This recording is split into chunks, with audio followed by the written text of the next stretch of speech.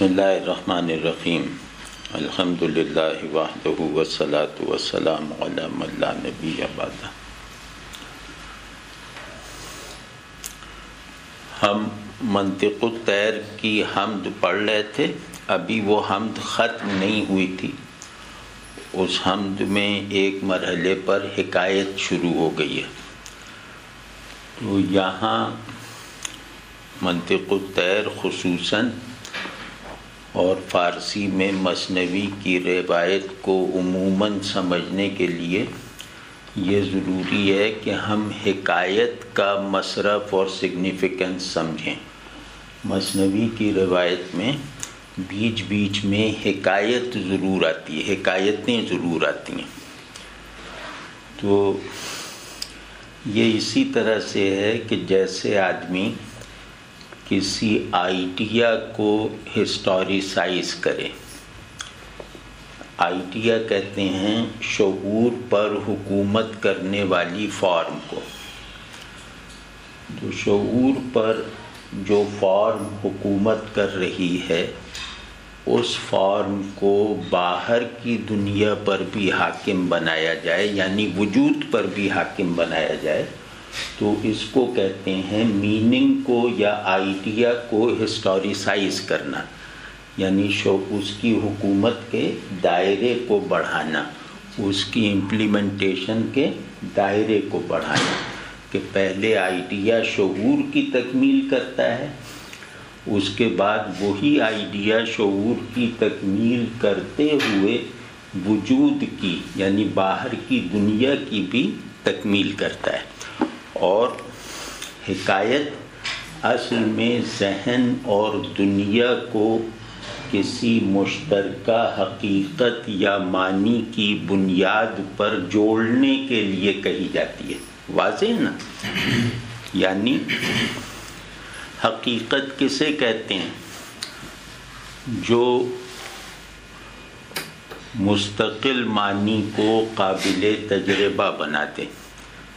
حقیقت صرف ذہن کا موضوع نہیں ہے، حقیقت جب تک کسی خاص طرح کا ایکسپیرینس نہ بنے اس وقت تک شعور کا حقیقت کے ساتھ تعلق شروع بھی نہیں ہوتا۔ تو حکایت دراصل حقیقت کے آئیڈیا کو ایکسپیرینسیبل بناتی ہے۔ واضح نا؟ کہانی ایک حقیقت کو کہانی کے انداز میں کہنا، اس کہانی کے مستقل اس کہانی کے کچھ جو ہے وہ کیریکٹرز بنانا، تو اس سارے عمل کے نتیجے میں وہ حقیقت ایک فلو اور پریزنس پیدا کر لیتی ہے، جس کو ہم کہہ رہے ہیں کہ حقیقت کے آئیڈیا کو گویا ایکسپیرینس کروانے کا عمل ہے۔ واضح ہے نا؟ کسی بھی چیز میں مجھ سے باہر ایک فلو پیدا ہو جائے اور وہ چیز کچھ کیریکٹر سے مطلب اپنا اظہار کرے، تو یہ مجھے تجربہ کرنے کے لیے درکار سارا ساز و سامان ہے۔ تو اس کو طرح طرح سے کہتے ہیں۔ آج کل کی اصطلاح میں یہ ہسٹوریسائزیشن آف آئیڈیا ہے۔ واضح ہے نا؟ اور پہلے اس کو کہتے تھے تصور کو تصدیق فراہم کرنا۔ یہ ذرا سا مشکل اور اجنبی ہے، یعنی تصور جو ذہن میں موجود آئیڈیا ہو اس کو باہر موجود چیزوں کے ساتھ ایفیکٹولی جڑا ہوا دکھانا، یہ گویا تصور کو تصدیق بنانے کا عمل ہے۔ واضح ہے نا؟ یعنی کانسیپٹ کو مطلب ویریفائی کروا دینا۔ تو اب ہم دیکھتے ہیں، اب حکایت کے اس مصرف کو اگر آدمی سمجھ لینا تو پھر کلاسیکل مثنویوں کی بنت اور بناوٹ اور ان کے میننگ اسٹرکچر کو اپریشیٹ کرنا آسان ہو جاتا ہے۔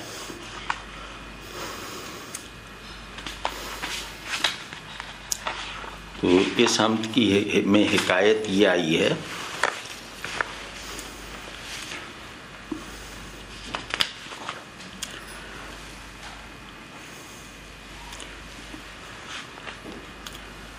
کہ ایک شخص ہے جو اللہ کو پکارتے ہوئے کہہ رہا ہے. ہم پوری حکایت نہیں پڑھ رہے کیونکہ بہت ضخیم کتاب ہے، تو ہم اس حکایت کے منتخبات پڑھ رہے ہیں. تو بس یہ سمجھیں کہ ایک شخص ہے جو خدا کو پکار رہا ہے بندگی کی عاجزی کے ساتھ، بندگی کے یقین کے ساتھ، بندگی کی امید کے ساتھ، بندگی کے اعتماد کے ساتھ. یہ چار چیزیں اگر اللہ کے تعلق میں نہ ہوں نا تو بندگی بے معنی ہو جائے گی، غیر موجود ہو جائے گی. عاجزی، امید، یقین اور اعتماد. تو یا الہ العالمین درماندہ یا الہ العالمین درماندہ غرق خون بر خشک کشتی راندہ کہ اے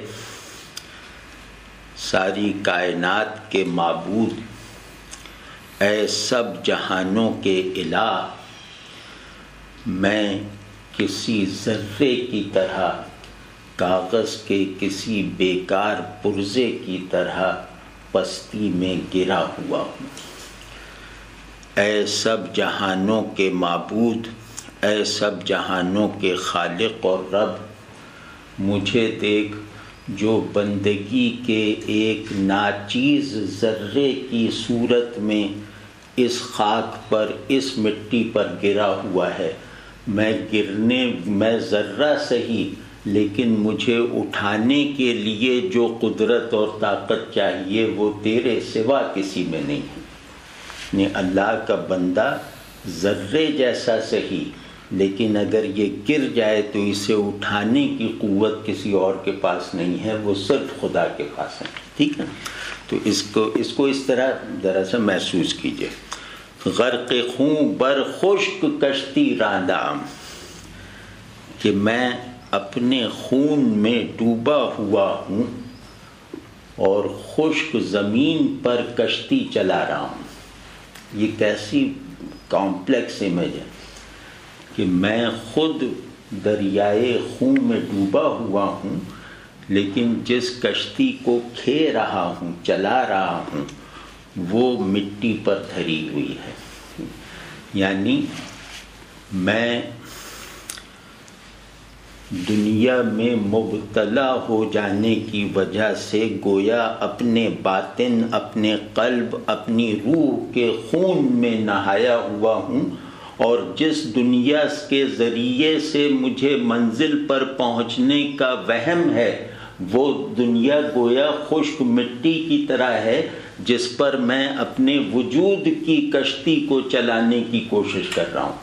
تو انسان میں ایک وجودی حرکت ایسی ہے، انسان اگر اپنے آپ کو بندگی کے، اللہ کے ساتھ تعلق کے پرسپیکٹو میں دیکھے تو اس کے وجود کا ایک نظام حرکت ایسا ہے جو دنیا میں جاری و ساری حرکت کے میکینزم سے کوئی مناسبت نہیں رکھتا. اگر انسان لمحے بھر کو بھی ایک ہاریزنٹیلٹی اختیار کر لے اپنے سفر میں تو اس کی مثال اسی بے وقوف ملاح کی طرح ہو جائے گی جو دریا کو چھوڑ کر ساحل کی ریت پر کشتی چلانے کی ضد کرتا ہے. واضح نا؟ تو انسان جس سفر میں ہے اور اس سفر میں جو حرکت درکار ہے وہ حرکت بندے سے خدا کی طرف ہے، نیچے سے اوپر کی طرف ہے، ادھر سے ادھر یا یہاں سے وہاں یا میں سے تم کی طرف نہیں ہے. تو جس نے بھی اپنی حرکت سفر کو اس طرح سپاٹ بنایا، ہاریزنٹل بنایا، اس نے گویا اس راستے پر چلنے کا وہم پا لیا جو راستہ چلنے کے لیے بنایا ہی نہیں گیا تھا. واضح ہے نا؟ تو اس میں ایک بہت خوبصورت رعایت ہے کہ دنیا دار لوگ اپنے خیال میں چلتے رہتے ہیں، کوئی فاصلہ نہیں طے کر پاتے. اب دنیا دار لوگ بہت چلتے ہیں، بہت زیادہ چلتے ہیں، لیکن وہ کہیں نہ پہنچنے کے لیے چلتے ہیں. ٹھیک ہے نا؟ یہ تشبیہ دی ہے. یار یہ جو شعر ہے نا، یا الہ العالمین درماندہ، یہ طلب مغفرت کا شعر ہے نا، اللہ سے مدد مانگنے کا شعر ہے. اور اللہ اگر کسی ٹریجک سچویشن میں اللہ کا خیال آ جائے، اگر کوئی الم کوئی مصیبت میرے لیے اللہ کی پکار میں زیادہ سچائی اور شدت پیدا کرنے کا ذریعہ بن جائے، تو چاہے میں اس سچویشن سے نہ نکل سکوں، لیکن وہ پوری کیفیت اور وہ پوری صورتحال روایتی معنی میں ٹریجک نہیں رہتی. تو اللہ کا خیال آ جانا، اللہ کو پکارنے میں سچائی کا میرے اندر پیدا ہو جانا، گویا ٹریجڈی کی فارم کو چاہے برقرار رکھے لیکن ٹریجڈی کے ایسنس کو ختم کر دیتے ہیں. آپ سمجھیں، سب کچھ کھو کر خدا ملا ہوا ہے تو یہ کوئی ٹریجڈی نہیں، اور سب کچھ پا کر خدا کھویا ہوا ہے تو یہ ٹریجڈی ہے. ٹھیک ہے نا؟ تو اس میں یہ پہلو ہے، یا اس میں مجھ سے نہیں پڑھا جا رہا ہے، یہ بہت زیادہ دست من گیرو مرا فریاد رس، دست من گیرو مرا فریاد رس، دست بر سر چند دارم چون مگس. کیا کہنے، کیا تشبیہ دی ہے سبحان اللہ، کہ اس گرے ہوئے کا ہاتھ تھام لے، کیونکہ اس گرے ہوئے کو تیرے سوا کوئی نہیں اٹھا سکتا، اور میری فریاد سن. فریاد کہتے ہیں اس پکار کو جو ٹوٹل ڈیپینڈنس ہو، ٹوٹل بے بسی ہو. جب تک اللہ پر ڈیپینڈنس ٹوٹل نہ ہو اور اپنے اندر بے بسی کامل نہ ہو، اس وقت تک فریاد تخلیق نہیں ہوتی، اس وقت تک فریاد بننے کا عمل شروع بھی نہیں ہو سکتا. تو اے اللہ میرا ہاتھ تھام لے اور مجھ بے بس اور عاجز کی مدد کو آ. فریاد رس کہ میری مدد کو آ، میری فریاد کو پہنچ. میں کب تک ہاتھ اپنے سر پر رکھے رہوں کسی مکھی کی طرح. سبحان اللہ سبحان. اس میں ایک عجیب طرح کی، یہ اب آپ نے دیکھا نا، مگس کا کیریکٹر لا کر اس پوری سچویشن میں معنی کو گویا حال بنا دیا ہے، حقیقت کو گویا تصویر کر دیا ہے. ابھی میں عرض کرتا ہوں کیسے، کہ میں گرا ہوا ہوں اور ہاتھ مایوسی سے اپنے سر پہ رکھے بیٹھا ہوں. آپ تصور کیجئے کہ ایک آدمی کنویں میں گر گیا ہے، تو کنویں میں گرے ہوئے ایک آدمی کو میں نے دیکھا ہوا بھی ہے کہ کنویں میں گرنے والا کا نیچرل پوسچر یہ ہوتا ہے کہ وہ سر پہ ہاتھ رکھ کے ایسے بیٹھ جاتا ہے. میں نے خود دیکھا ہوا ہے کس طرح کا آدمی. تو وہ کہہ رہے ہیں کہ میں ایسے پاتال میں گرا ہوا ہوں کہ سر پر ہاتھ رکھے ابھی سوچ رہا ہوں کہ کس کو پکارا جائے، کیسے مدد پہنچے گی، کہاں سے ادھر سے نکلوں گا. تو اس کی اس آدمی کو وہ تشبیہ دے رہے ہیں مکھی سے. مکھی جو ہے وہ جو اس کی آگے مونچھیں ایسی ہوتی ہیں نا، وہ سر پہ جو ٹکاتی ہے، وہ تشبیہ دے رہے ہیں کہ میں کب تک مکھی کی طرح اپنے ہاتھ اپنے سر پر رکھے رہوں، میں کب تک اپنے دست مایوسی کو اپنے سر پہ رکھے رہوں. اور اب اس تشبیہ کی معنویت دیکھیے گا کہ گرے ہوئے آدمی کی پرواز بھی اس کی پستی کا ثبوت ہوتی ہے. جو آدمی گراوٹ میں مبتلا ہو جائے، چاہے اس کو پر لگا دیے جائیں تو اس کا اڑنا بھی اس کی پستی میں کمی نہیں کرے گا بلکہ اضافہ کرے گا. تو دنیا دار آدمی کی پرواز بھی اس کی پستی کے سائز کو بڑھاتی ہے، گھٹاتی نہیں ہے. واضح نا، یہ کہہ رہے ہیں کہ میں دنیا دار آدمی تجھ سے دوری کی، تجھ سے بے وفائی کی گراوٹ میں گرا پڑا ہوں، اور مکھی کی طرح اپنے آپ کو میں نے بنا رکھا ہے کہ جو تیرے غیر کی شیرینی کی طرف لپکتی ہے، تیری طرف رخ کرنا بھول گئی ہے، اور میری تمام تگ و دو مجھے ذلت اور پستی کی دلدل میں مزید دھنسانے کا سبب ہے۔ میرے اندر پرواز کی اگر کوئی عارضی اور غیر یعنی کہ غلط سمت میں جو اڑنے والی پرواز کی طاقت میرے اندر پائی بھی جاتی ہے، یا رب تیری طرف رخ نہ ہونے کی وجہ سے میرا اڑنا بھی میرے گرنے میں اضافے کا سبب بن جاتا ہے۔ ٹھیک ہے نا؟ میرا اڑنا بھی گویا گرنے کی حرکت بن چکا ہے۔ یار اس جملے کو پکڑ لیں، ٹھیک ہے نا؟ اب آپ اگلا شعر۔ اے گناہ آمرز و عذر آموز من، امرز و عذر اے گناہ آمرز و عذر آموز من، اے گناہ آمرز و عذر آموز من، صدر ہے نا؟ جی صدر۔ اے گناہ آمرز من، اے گناہ آمرز و عذر آموز من۔ گناہ آمرز کہتے ہیں گناہ بخشنے والے کو، یعنی کہ غافر الذنوب کو۔ تو اے گناہ بخشنے والے اور اے استغفار کرنا سکھانے والے، یعنی تیری رحمت کا کیا ٹھکانہ ہے کہ تو نہ صرف یہ کہ گناہ بخشتا ہے، بلکہ اس گناہ کو بخشوانے کے لیے جیسا استغفار اور توبہ اور معذرت درکار ہوتی ہے، وہ توبہ اور استغفار بھی تو گنہگار کو سکھا دیتا ہے۔ تو تیرے سکھائے ہوئے توبہ کے کلمات کو دل کی آمادگی کے ساتھ زبان سے ادا کر دینے والا کبھی بھی تیری رحمت سے محروم نہیں رہ سکتا، کبھی بھی تیری مغفرت سے دور نہیں رہ سکتا، کیونکہ تو دریائے وجود کا آخری کنارہ ہے تیری مغفرت، اور تو نے اس آخری کنارے تک پہنچانے کے لیے جو پل درکار تھا وہ تو نے ہی بنایا ہے۔ تو تیرے ہی بنائے ہوئے راستے پر چلنے والا یہ یقین رکھنے کا پورا سامان رکھتا ہے کہ یہ راستہ منزل تک ضرور پہنچے گا۔ تیرے ہی سکھائے ہوئے کلمات استغفار زبان سے ادا کرنے والا یہ اعتماد رکھنے کا پورا حق رکھتا ہے کہ ان کلمات کو ادا کرنے کے نتیجے میں میرے گناہوں کا پہاڑ بھی جو ہے وہ باد مغفرت میں اڑ جائے گا۔ ٹھیک ہے نا؟ یہ ایک تلمیح کا رنگ بھی ہے۔ سیدنا آدم علیہ السلام کو اللہ تبارک و تعالیٰ نے توبہ کے کلمات سکھائے تھے۔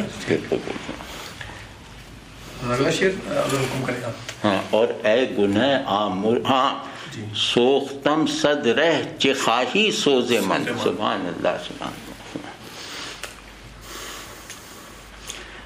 عاجزی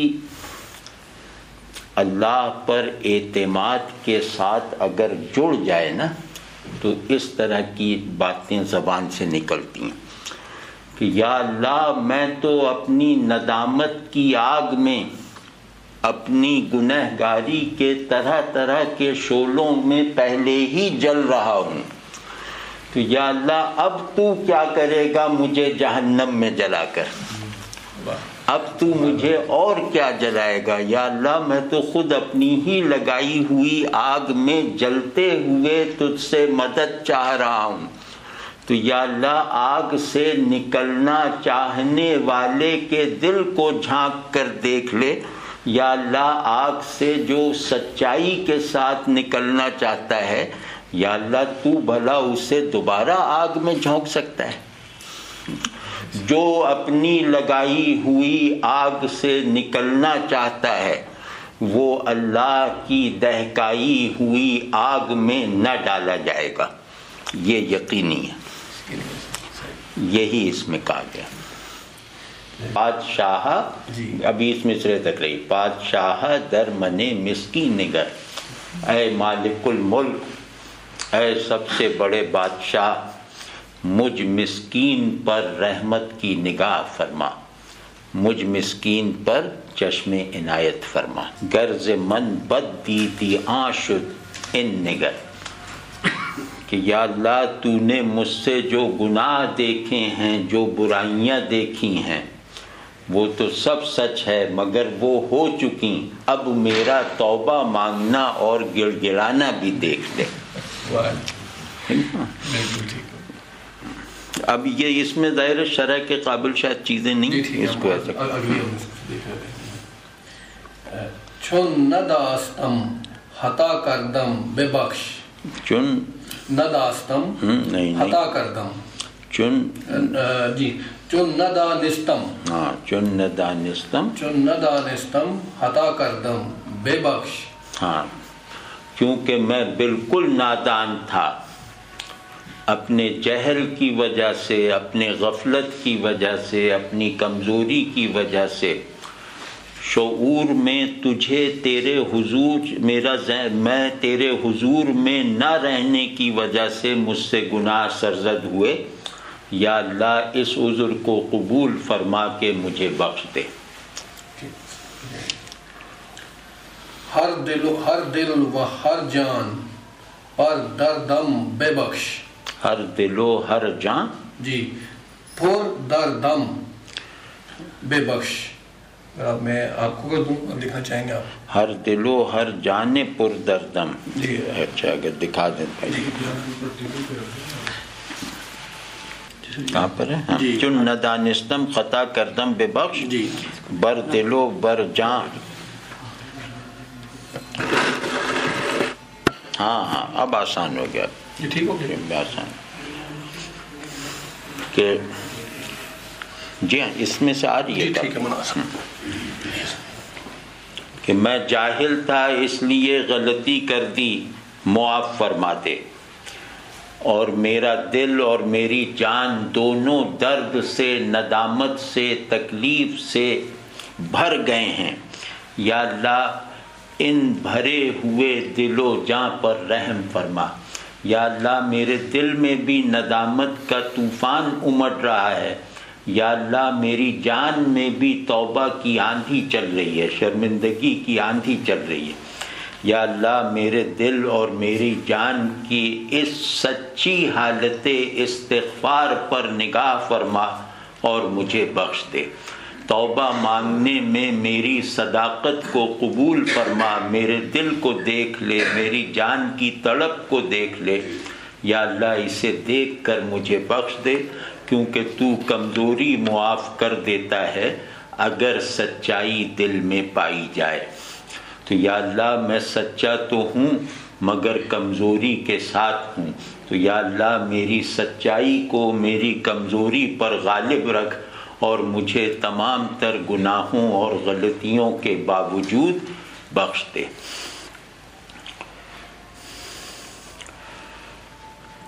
چشم من گرمی نہ گرید آشکار، جان نہاں می گرید از شوق تزار.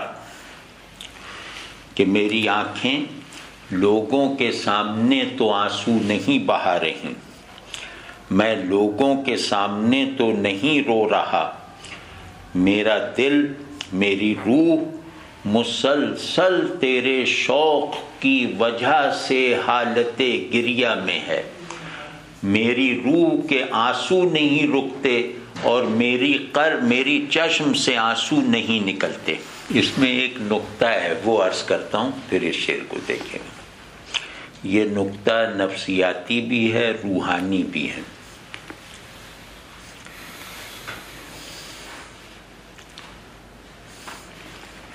کہ آنکھ کو رونے سے شرمانا چاہیے،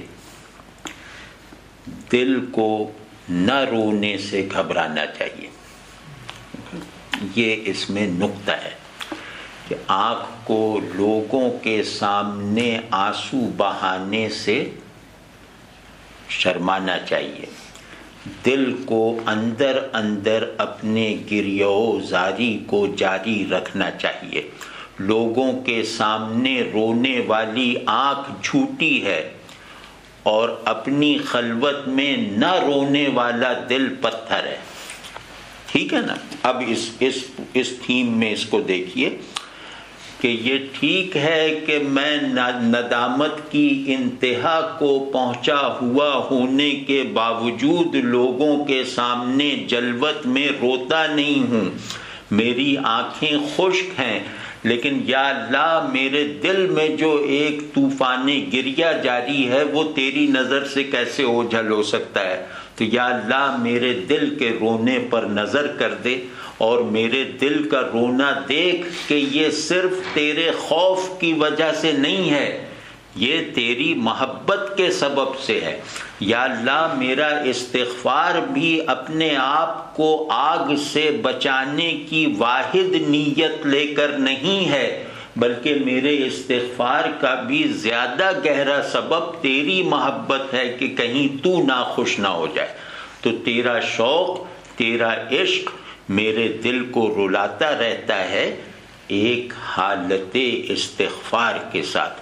جس آدمی کو بھی اللہ کے ساتھ تعلق میں عملی اور احوالی دلچسپی ہو، وہ اس بات کو گویا لوح تقدیر پر لکھی ہوئی عبارت کی طرح پڑھے کہ اللہ کے حضور میں رونا صرف شرمندگی کا ہو تو نقص ہے، اللہ کی جناب میں دل کا آنسو بہانا اگر صرف خوف کی بنیاد پر ہو تو خود غرضی ہے، اللہ کے حضور میں رونا اس کے شوق کی قوت کے ساتھ ہونا چاہیے، اس کی محبت کے سبب سے ہونا چاہیے۔ واضح نا؟ یعنی وہ شخص ناقص ہے جو اللہ کی خشیت اور اللہ کی محبت کو ایک حال میں نہ ڈھال سکے، تو جو کامل اللہ کی خشیت اور محبت کو ایک حال میں ڈھال لیتا ہے اس حال کا دوسرا نام استغفار ہے۔ تو اللہ سے تعلق کی کوئی بھی کیفیت استغفار کے برابر مکمل نہیں ہے۔ جو اللہ سے جتنا قریب ہوتا جائے گا اس کی استغفار کی پکار اتنی ہی گہری اور اتنی ہی بلند ہوتی چلی جائے گی۔ اللہ کے قرب کا ہر وہ حال جھوٹا ہے جس میں استغفار غالب نہ ہو، بس یہ یاد رکھنا چاہیے۔ اور آپ دیکھ رہے ہیں کہ یہ کیسے کامل الحال آدمی کا بیان ہے کہ وہ یہ کہہ رہا ہے کہ استغفار اصل میں محبت کے تقاضے پر ہے۔ استغفار کا فوری سبب یقیناً خوف ہے، لیکن استغفار کا مستقل سبب اللہ کی محبت ہے، اور جو اللہ کی محبت کو سبب استغفار نہ بنا سکے وہ اللہ کی محبت سے محروم ہے۔ یہ یاد رکھنے والی بات ہے کہ اللہ سے محبت کا حال استغفار ہے۔ استغفار سے پہلے لاہور آئے گا؟ ہاں لاہور، جی پہلے آئے گا، جی لاہور پہلے آئے گا استغفار؟ ہاں بہت اچھا، لاہور پڑھ کے استغفار کرے تاکہ اس میں پہلے ایک وہ اپنا بتا دے کہ اللہ نیکی کے راستے پر تیرے سوا کوئی نہیں چلا سکتا، برائی سے تیرے علاوہ کوئی نہیں بچا سکتا۔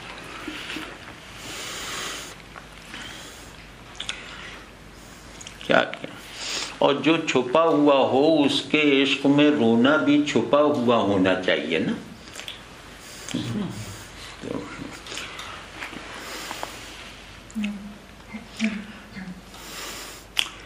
افکن دوں ہمتی ہائے مرا، محو کن بے رحمتی ہائے مرا۔ یہ اس حکایت کا آخری شعر ہے کہ میری پست ہمتی کو معاف کر دے۔ پہلے مصرے کا ترجمہ یہ ہے، عفو کن معاف کر دے، دوں ہمتی ہائے مرا، میری پست ہمتیوں کو، محو کن بے رحمتی ہائے مرا، اور میری طرف سے جو تیری رحمت ہدایت کا مسلسل اظہار ہوتا رہا یا اللہ اس نافرمانی کو بھی مٹا دے، میرے نامہ اعمال پر سے مٹا دے۔ تو یہ دعا وہ شخص کر رہا ہے جس کی دعا کا مین کانٹینٹ استغفار ہے، یعنی استغفار کرنے۔ یہ حکایت اس لیے آئی ہے کہ دعا کا جوہر استغفار ہے۔ دعا کرتے وقت اگر آدمی استغفار نہیں کرتا تو اس کا دعا کرنا گویا اللہ کے حضور میں اپنی حاجت عرض کرنے کا عمل نہیں ہے۔ تو اور اس میں خوبصورتی آپ نے دیکھی، بے رحمتی ہائے مرا، یعنی تیری رحمت مجھے میسر تھی، میں نے اس نعمت کا انکار کیا۔ گناہ کیا ہے؟ گناہ ہے اللہ کی بخشی ہوئی رحمت سے خود کو زبردستی خالی کرنا، یعنی گناہ گار نہ ہونے کی حالت کا مطلب ہے کہ بندہ اللہ کی رحمت کا ظرف ہے، اللہ کی رحمت کا کنٹینر ہے۔ بندگی سے بڑھ کر رحمت الہیہ کا کوئی کنٹینر نہیں ہے۔ آپ سمجھ رہے ہیں نا؟ تو جو شخص بھی اللہ کی بندگی کا شعور رکھنے کے بعد، اللہ کی بندگی کا اقرار کرنے کے بعد اللہ کی نافرمانی کا عمل سر انجام دیتا ہے، وہ اس دوران میں اتنی دیر کے لیے اپنے مین کانٹینٹ کو خود سے خارج کر کے الگ پھینک دیتا ہے۔ وہ گویا اپنی اصل حالت وجود سے خود کو منقطع کر لیتا ہے۔ تو اس سے نقطہ کیا نکلا؟ رحمت کہتے ہیں موجود ہونے کے حال کو، صوفیوں کی اصطلاح میں رحمت کہتے ہیں موجود ہونے کے سبب اور موجود ہونے کے حال کو۔ تو گناہ کرتے وقت آدمی معدومیت کی لہر میں بہنا گوارا کر لیتا ہے، موجودیت کے ساحل کو چھوڑ دیتا ہے۔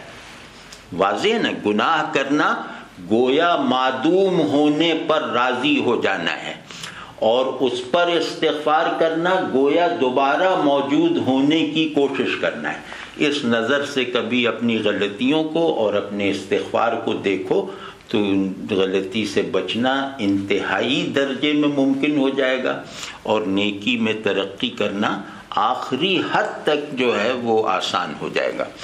کہ گناہ اپنے آپ کو معدوم کر لینا ہے، نیکی اپنے آپ کو موجود رکھنا ہے۔ ٹھیک ہے نا؟ دنیا میں سب سے خطرناک چیز کیا ہے؟ ہیومن پرسیپشن میں سب سے خوفناک چیز ہے معدومیت کا خوف۔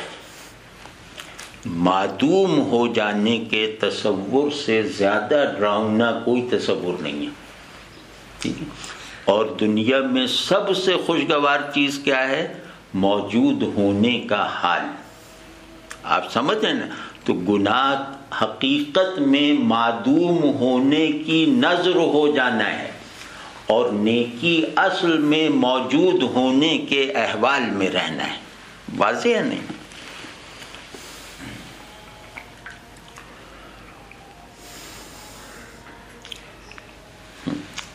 اب یہ حکایت بھائی پوری ہو گئی ہے، تو اس کے بعد بالکل موضوع الگ ہے اور اس میں شعر بہت زیادہ ہیں۔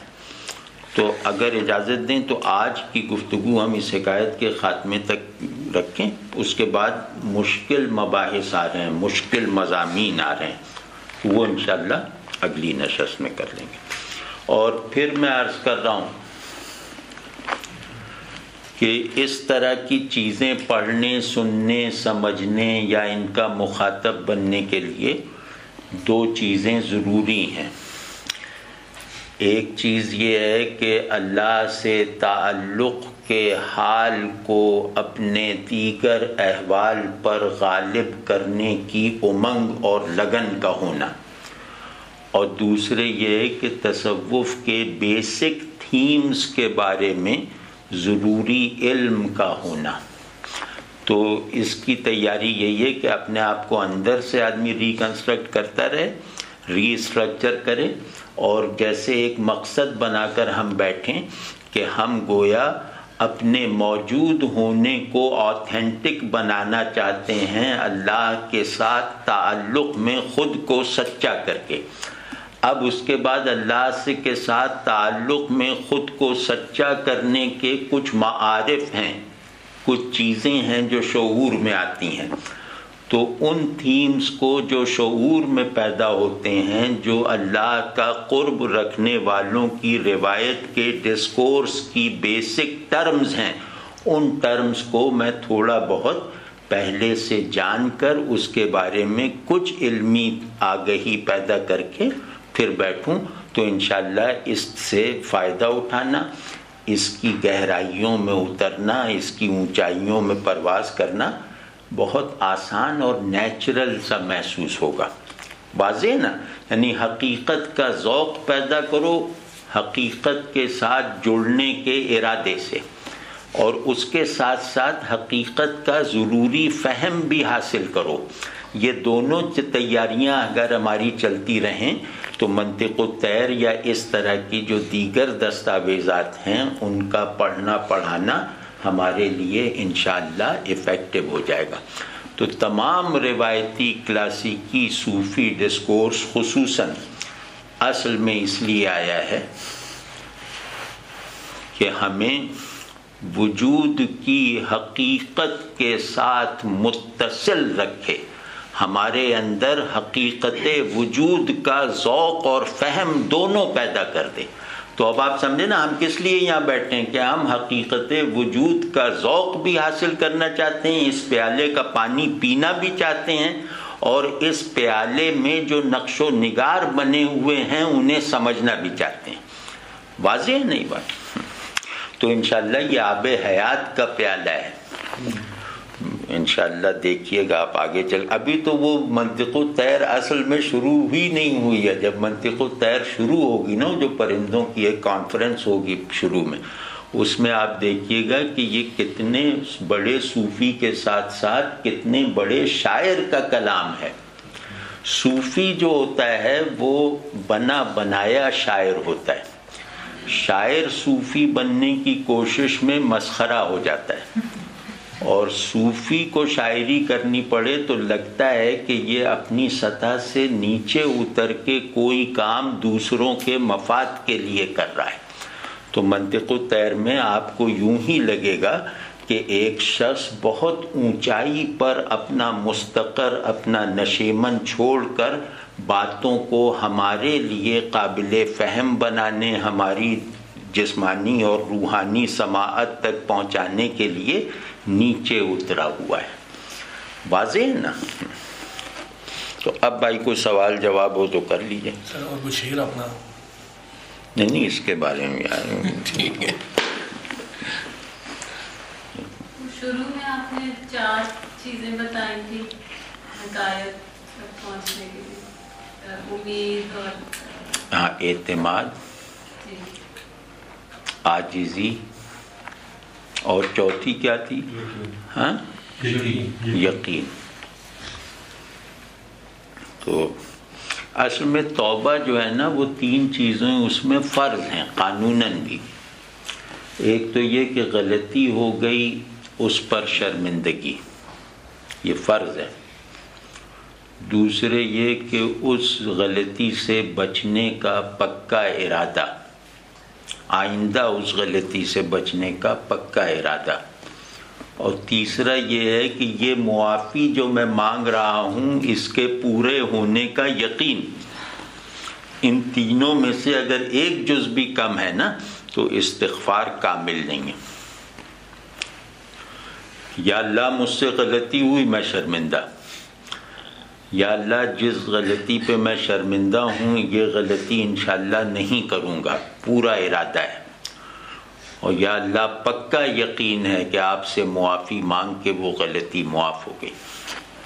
یہ ہے پورا. اور یہ استغفار کا قانونی بیان ہے. روحانی بیان تو یہ ہے کہ یا اللہ تجھ سے دور رہنے پر راضی رہا، استغفر اللہ. یا اللہ تجھ سے دوری کا قلق میں نے محسوس نہیں کیا.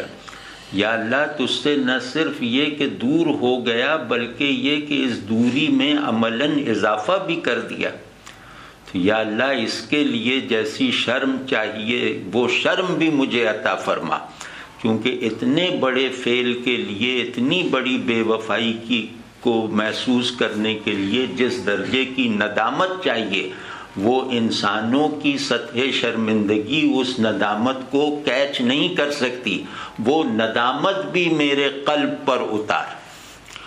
اور یا اللہ اب اس دوری کو جو میں نے اختیار کی تھی دانستہ نادانستہ، اس دوری کو اپنے اس قرب کا وسیلہ بنا دے جس قرب تک کوئی بھی کوشش کر کے نہیں پہنچ سکتا، وہاں محض تیری توفیق سے پہنچا جا سکتا ہے۔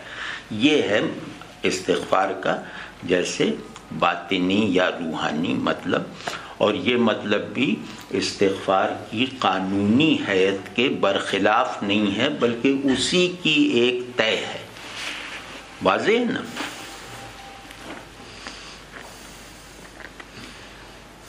جاوید صاحب، اللہ تعالیٰ کی قربت حاصل کرنے کے لیے عورت اور مرد کے جو منازل ہیں وہ الگ ہیں؟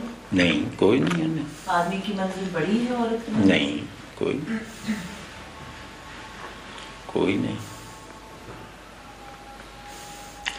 آدمی کے لیے تو شاید تھوڑی دشواریاں ہیں، کیونکہ آدمی جو ہے وہ قلی کی طرح چلتا ہے، خواتین جو ہیں وہ چھوٹا سا پرس لاتی ہوئی چلتی ہیں، آدمی کا بوجھ زیادہ ہے۔ تو اگر عورت اور مرد دونوں یکساں درجے کی نیکی کے حامل ہوں تو عورت جادہ قرب کو جلدی طے کر لیتی ہے، اس کی رفتار تیز ہوتی ہے کیونکہ اس کے کندھے پہ کوئی بوجھ نہیں ہے، اور مرد کو اس راستے پر چلتے ہوئے بہت سارا بوجھ اٹھانا پڑتا ہے، تو اس کی وجہ سے اس کی رفتار سلو ہو جاتی ہے۔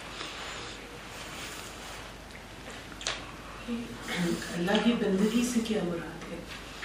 اللہ کی بندگی سے مراد ہے اللہ کی فرما برداری کرنا، اس کی محبت سے اور اس کے خوف کے ساتھ، اور گویا اس احساس کے ساتھ کہ وہ مجھے دیکھ رہا ہے۔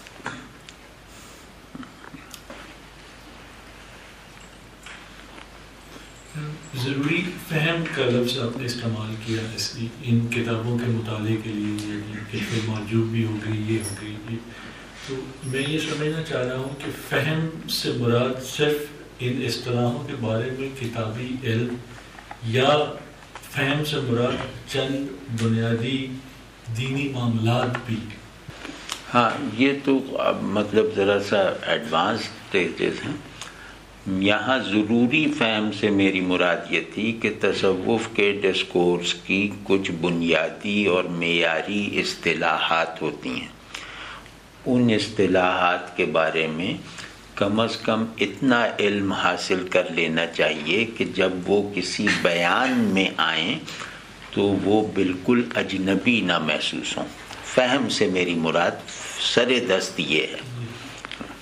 میں اصل میں فہم کو دیکھ رہا ہوں وہ حدیث جبرائیل کے احسان کے ساتھ، وہ میں نے کہا ہے ذوق اور فہم جب یکجا ہو جائے نا، وہ بڑی چیز ہے، وہ آخری چیز ہے۔ احسان فہم نہیں ہے، احسان حال ہے، ایک ایسا حال جس سے فہم کی پرورش ہوتی ہے۔ فہم میری ٹوٹیلٹی میں ایک چھوٹی چیز ہے۔ فہم کبھی بھی معنی کو لفظ پر غالب نہیں کر پاتا، جب تک معنی حال نہ بنے وہ لفظ پر غالب نہیں آ سکتا۔ اس کو صوفیوں کی اصطلاح میں کہتے ہیں ذوق، اور اس کو مطلب اس کا آخری اصطلاح اس کی احسان ہے۔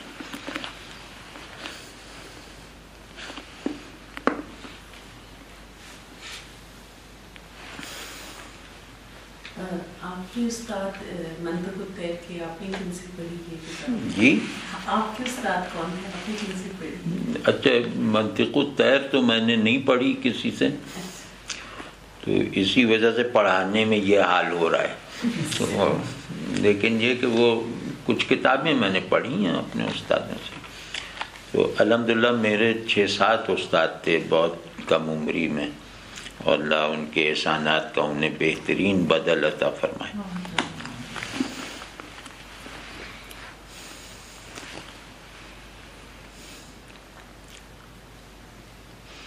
کوئی اندر کی بات پوچھے نا. لیکن اس وقت میں یہ سوچ رہی تھی کہ ہم سے تو بہت سارے ایسے گناہ سرزد ہوتے ہیں روزانہ جن کا ہمیں احساس بھی نہیں ہوتا، تو اس کا کیا کریں؟ بہت آسان حل ہے. صبح اور سوتے وقت استغفار خوب گہرائی سے اور خوب سنجیدگی سے کرنا چاہیے. چاہے 1 مرتبہ کر لے. سو کر اٹھنے کے بعد پہلا عمل استغفار ہو، اور استغفار اتنی سچائی کے ساتھ ہو کہ مجھے معلوم ہو کہ جیسے میرا رواں رواں اللہ سے مغفرت طلب کر رہا ہے. اور اسی طرح رات کو جب لیٹ جاتے ہیں تو اس میں بھی جو چیز آخر میں کی جائیں ان میں ایک استغفار ہو سنجیدگی کے ساتھ. اور اس سے پہلے اپنا روز ایک سنت میں آپ سے عرض کر رہا ہوں، یہ سنت ہے آپ صلی اللہ علیہ وسلم کی، کہ اپنا اللہ کے ساتھ اپنا حساب صاف کیے بغیر بستر پہ نہیں جانا چاہیے. اس دن کا پورا حساب کیجئے، صاف کیجئے. جو غلطی ہو گئی ہے اس پہ معافی مانگیں، جو نیکی ہو گئی ہے اس پہ شکر ادا کریں. کل کو مزید بہتر بنانے کی توفیق طلب کریں، اور اب لیٹ جائیں. اب آپ مطمئن رہیں کہ آپ نے آج کے دن کا اللہ کے ساتھ حساب صاف کر لیے. اور جو غلطیاں ہم اپنی کمزوریوں سے تقریباً اپنی عادت بنا چکے ہیں ان کے بارے میں بھی پر امید بلکہ پر یقین رہنا چاہیے کہ ہم ایک ہی غلطی پر اگر 10 مرتبہ 100 مرتبہ 1000 مرتبہ بھی استغفار کریں گے تو ہر استغفار اس عادت بن جانے والی غلطی کی معافی دلوا دیتا ہے. دیکھیں میں اپنے ارادے میں سچا ہوں، اپنی قدرت میں ناقص ہوں، تو اللہ ارادے کی سچائی پہ بخش دیتا ہے، قدرت کے نقائص پر زیادہ سخت نظر نہیں رکھتا، کیونکہ بندگی میں کمزوری ایک جوہر لازم کے طور پہ موجود ہے. تو بس سچا، جیسے ایک ربائی مشہور ہے فارسی میں کہ گر کافرو گبرو بت پرستی بازا، کہ اگر تم کافر ہو، آتش پرست ہو، بتوں کو پوجنے والے ہو تو بھی اللہ کی طرف لوٹ آؤ. بازا بازا ہرانچ ہستی بازا، تم جو کچھ بھی ہو جیسے بھی ہو ہر حال میں اللہ کی طرف رخ کرو گے تو اسے بخشنے والا مہربان پاؤ گے. ان درگہ ما درگہ نومیدی نیست، ہماری اللہ فرما رہا ہے کہ ہماری یہ بارگاہ یہ نا امیدی اور مایوسی کی بارگاہ نہیں ہے. یہاں نا امیدی اور مایوسی کے واہموں کے ساتھ نہیں آنا چاہیے کہ نہیں بخشے گا نہیں بخشے گا. 100 بار اگر توبہ شکستی بازا، اگر تو نے 100 مرتبہ بھی توبہ کو توڑ دیا ہے تو پھر نئے سرے سے توبہ کر، اسی یقین کے ساتھ جس یقین کے ساتھ پہلی توبہ کی تھی. واضح ہے نہیں؟ آپ سے آپ کے لاسٹ لیکچر کے بارے میں ایک بات میں پوچھنی تھی. شیخ نے جو ہے پہاڑوں کو اللہ تعالیٰ کی ہیبت کا مظہر قرار دیا تھا اور سمندر کو اس کی محبت کا. ویسے میں نے یہ صرف سمجھنے کے لیے پوچھنا تھا کہ پہلی بات تو یہ کہ کیا یہ صرف ایک شاعرانہ تمثیل ہے.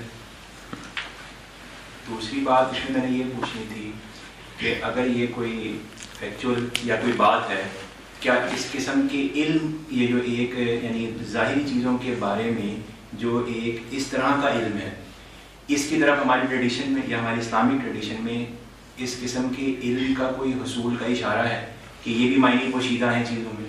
ہاں، جیسے فن تعبیر ہے نا، تعبیر کا فن، تو یہ تو مطلب ہمارے یہاں شروع سے یہ ٹریڈیشن چلی آ رہی ہے نا، خواب کی تعبیر کا فن. اور خود آپ صلی اللہ علیہ وسلم سے بھی خواب کی علامتوں کے بیان کے ساتھ تعبیر دینا ثابت ہے نا، کہ دودھ علم کی تعبیر ہے، دودھ کی تعبیر علم ہے.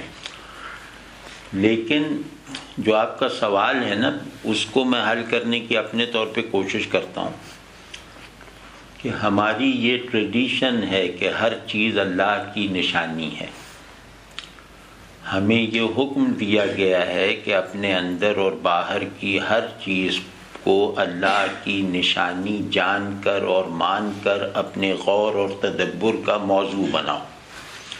تو اگر ہمارے شعور کی مستقل عادت یہ بن گئی ہے کہ ہم ہر چیز کو اللہ کی کوئی نہ کوئی نشانی بن کر دیکھتے ہیں، تو پھر ان نشانیوں سے کچھ معانی اور کچھ احوال اور کچھ کیفیات بھی تو نیچرلی عکس کرتے ہوں گے نا. تو ان کو ہم کہتے ہیں، یہ تصوف کی اصطلاح میں اعتبارات، کہ وہ اعتبار ہیں. میں یہ کہہ رہا ہوں کہ یہ پہاڑ اللہ کے خوف کا مظہر ہے، اللہ کے جلال کا مظہر ہے، تو یہ نہیں کہہ رہا کہ اس پر ایمان لانا ضروری ہے، یہ نہیں کہہ رہا کہ میری اس تشخیص میں غلطی نہیں ہو سکتی، یہ نہیں کہہ رہا کہ یہ الہام کی بنیاد پہ بتا رہا ہوں، بلکہ یہ کہہ رہا ہوں کہ پہاڑ کو اللہ کی نشانی کے طور پر اللہ کے حکم کی اتباع کی نیت کے ساتھ دیکھ کر مجھ پر یہ تاثر مرتب ہو کر راسخ ہو گیا کہ یہ اپنی بلندی کی وجہ سے، اپنی بے رنگی کی وجہ سے، اپنی سنگینی کی وجہ سے، اپنے شکوہ کی وجہ سے اللہ تبارک و تعالیٰ کے جلال کا مظہر بننے کی گویا ایک خلقی ساخت اور صلاحیت رکھتا ہے. اسی طرح سمندر گہرائی کے ساتھ، حرکت کے ساتھ، سامان حیات رکھنے کے ساتھ مجھے اس طرح محسوس ہوا گویا اس میں اللہ کی محبت میری تعلیم کے لیے مجسم ہو گئی ہے. اس سمبلزم پر رہ کر انشاءاللہ اشکال قانونی سطح پر بھی باقی نہیں رہتا، جب تک کہ میں یہ نہ کہوں کہ جو میں کہہ رہا ہوں خدائی اسکیم آف ظہور، اسکیم آف مینیفیسٹیشن بھی یہی ہے.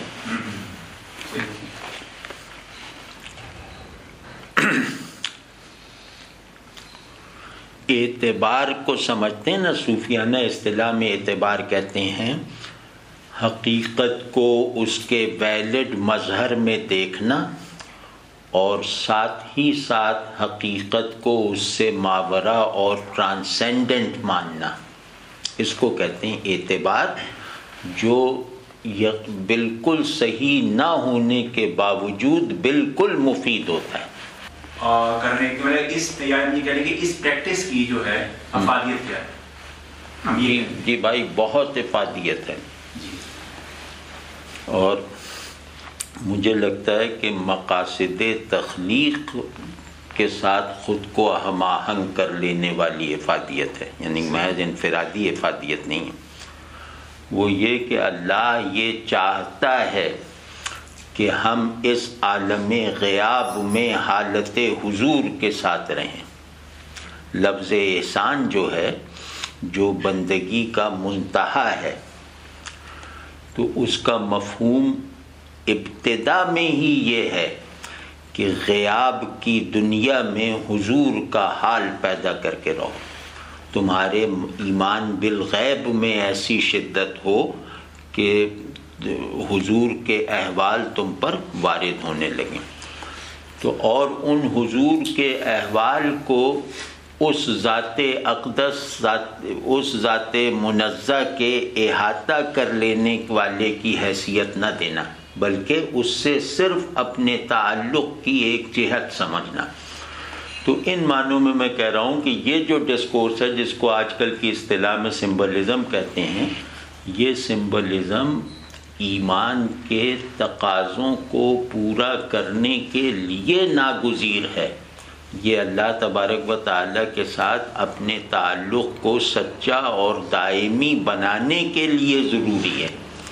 واضح نا؟ اب یہ ایک سادہ سا حکم ہے کہ تم اپنے اندر اور باہر اللہ کی نشانیوں کو دیکھو. اب اللہ کی نشانیوں کو میں بھی دیکھ رہا ہوں، آپ بھی دیکھ رہے ہیں. اللہ کے ساتھ تعلق میں سچائی کے درجات میں فرق کی وجہ سے وہ نشانیاں آپ کو کوئی روپ دکھا رہی ہیں، مجھے کچھ اور روپ دکھا رہی ہیں. تو نہ میں آپ کو غلط کہوں نہ آپ مجھے غلط کہیں، بلکہ ہم دونوں اپنے اپنی معرفت کی توسیع کا ذریعہ بنا لیں ایک دوسرے کے امپریشن کو.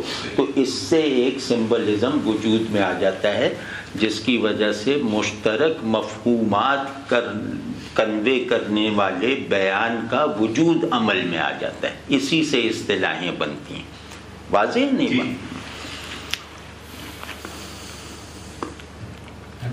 اس سمبولزم کو ہم جدید علمی اصطلاح میں سیمیوٹکس کہہ سکتے ہیں. ہاں، سیمیوٹکس کہتے ہیں. سیمیوٹکس میں اصل میں یہ ہوتا ہے کہ وہ سبجیکٹیوائزیشن آف میننگ ہے. سمبل جب ہم کہتے ہیں تو وہ آبجیکٹیفیکیشن، وہ آبجیکٹیفائڈ میننگ ہے، یعنی ان میں ایک بلٹ ان ویریفیکیشن ہے. میں یہ پوچھنا چاہ رہا تھا کہ جوہر اور عرض کے بارے میں تھوڑا بیان کریں، ان کے تعلق کو تھوڑا. جوہر اور عرض؟ جی. یا انہوں نے بڑے جلال سے پوچھا، یہ ذرا بدل میں.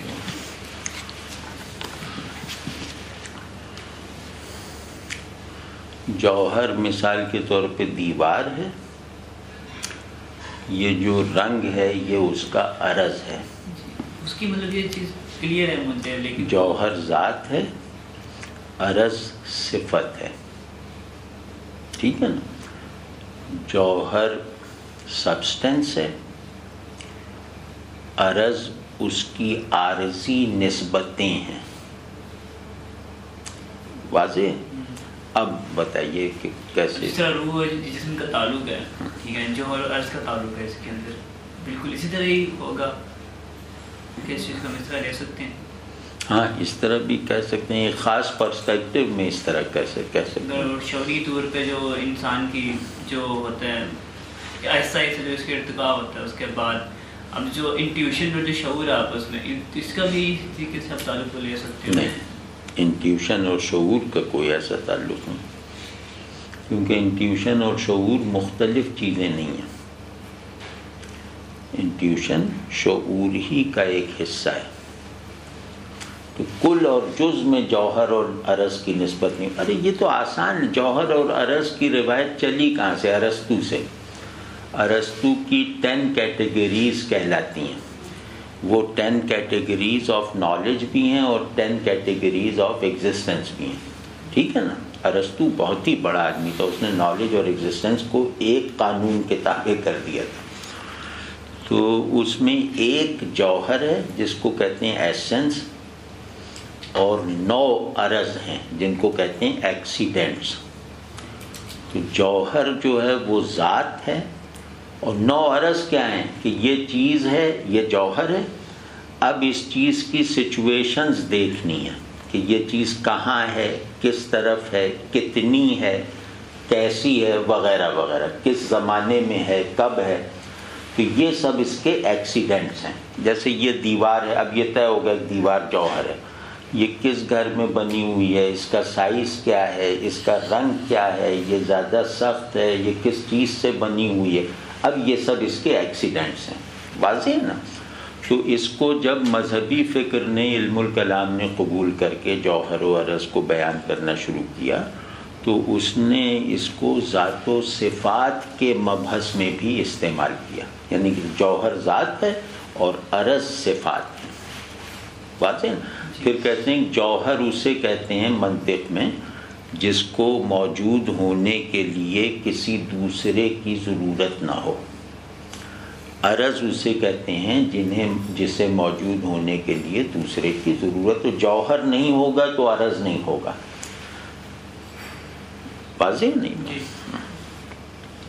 لیکن یہ سوال یہاں کس بات سے آپ کو سوجا؟ وہ کافی دیر سے وہ اچھا، احمد صاحب یہ فرید الدین عطار میں پڑھ رہا تھا، معلوم نہیں وہ ہسٹوریکل ریفرنس ٹھیک بھی ہے، کہ منگول کے ہاتھوں ان کی ڈیتھ ہوئی تھی. تو یہ ٹریجک ڈیتھس یہ سقراط کا پڑھتے ہیں، فرید الدین عطار کا یا منصور حلاج کا، تو یہ بڑا آدمی بنانے میں کوئی بڑے آدمیوں کے لیے ضروری ہوتا ہے کہ ٹریجک ڈیتھ؟ نہیں کوئی ضروری نہیں ہوتا. مطلب ضروری سمجھ بھی نہ لیجیے گا.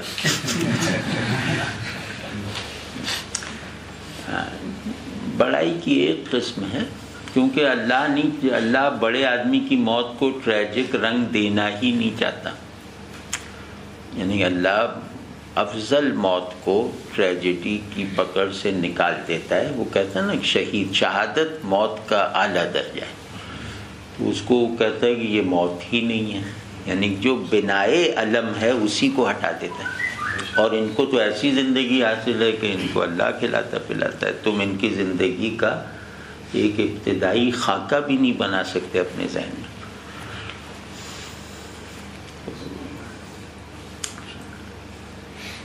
شہادت کی موت ہم کس طرح سے ڈیفائن کریں گے؟ اللہ کے راستے میں جان نثاری اور اخلاص کے ساتھ جان دے دینا. جان نثاری کے جذبے اور اخلاص کے موقف پر رہتے ہوئے اللہ کے راستے میں کسی کے ہاتھوں مارا جانا.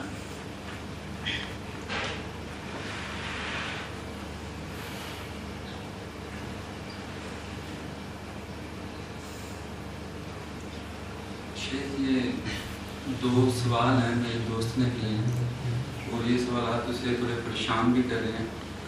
وہ یہ کہ میری حقیقت کیا ہے اور میں اپنے آپ کو کس طرح جان سکتا ہوں.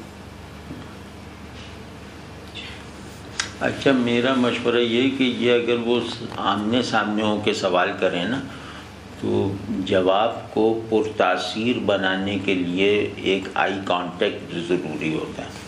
وہ ہو جائے گا. لیکن بہرحال میری حقیقت بندگی ہے، اور اس حقیقت کو میں قرآن سے پہچان سکتا ہوں. یہ اس کا ایسا جواب ہے جس کی غلطی کا امکان نہیں.